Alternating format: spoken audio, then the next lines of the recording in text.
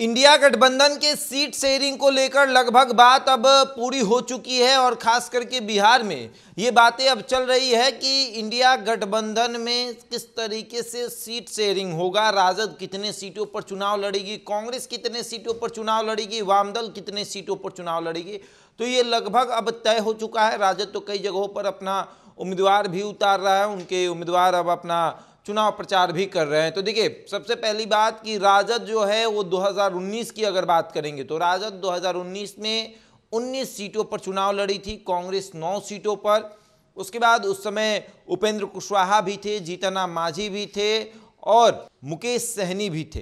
तो उस समय 4-3-2-2 इस तरह से सीटें जो है वो बांटी गई थी। लेकिन इस बार महागठबंधन में खास करके अगर बिहार इंडिया गठबंधन की बात करें तो यहाँ पर 3 ही जो दल है, ऐसे तो वाम दल में 3 दल हो जाते हैं, तो मुख्यतः अगर देखा जाए तो 5 दल हो जाते हैं, राजद, कांग्रेस, सीपीआई, सीपीआईएम और सीपीआईएमएल।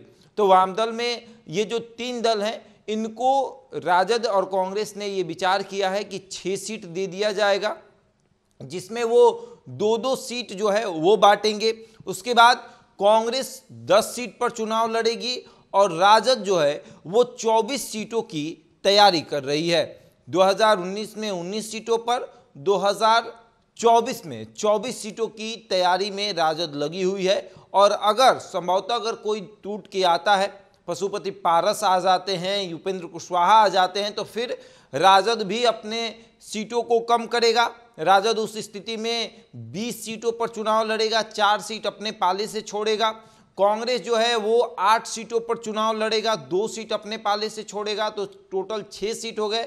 और वामदल से भी 1-2 सीट जो है वो लिए जाएंगे और उसके बाद जो भी आएंगे उनको उस सीटों पर चुनाव लड़ाया जाएगा। लेकिन राजद जो है वो पूरी तरीके से तैयारी कर रही है कि 24 सीटों पर चुनाव लड़ना है। ज़्यादा सीटों पर चुनाव लड़ना मतलब ज़्यादा नुकसान कराना, कम सीटों पर चुनाव लड़के ज़्यादा से ज़्यादा सीटें जो हैं वो जीतनी है। और राजद ये पूरी प्लानिंग जो है वो कर चुका है कि किस तरीके से किस लोकसभा क्षेत्र में जाना है, कहाँ जाकर चुनाव लड़ना है। काराकाट से चुनाव लड़ना है, उजियारपुर से लड़ना है, सारण से लड़ना है, महाराजगंज से लड़ना है, गोपालगंज से, सिवान से चुनाव लड़ना है, या फिर जहानाबाद है, नवादा है, नालंदा है। उसके बाद आप आरा बक्सर इसकी बात कर ले तो आरा बक्सर जो है वो वामदल को देना है, बक्सर जो है वो अपने पाले में रखना है।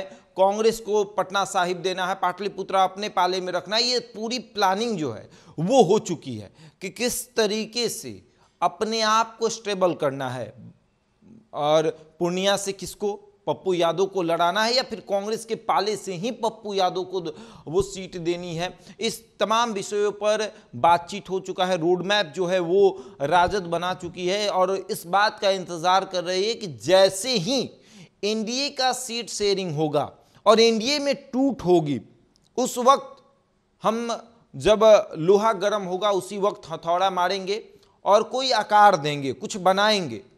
तो इस बात के लिए इंडिया गठबंधन जो है वो इंतज़ार कर रहा है कि एनडीए के सीट शेयरिंग के बाद हमारा सीट शेयरिंग जो है वो सबके सामने होगा, सार्वजनिक होगा। इस तरीके से अगर देखा जाए तो सीट शेयरिंग लगभग तय है।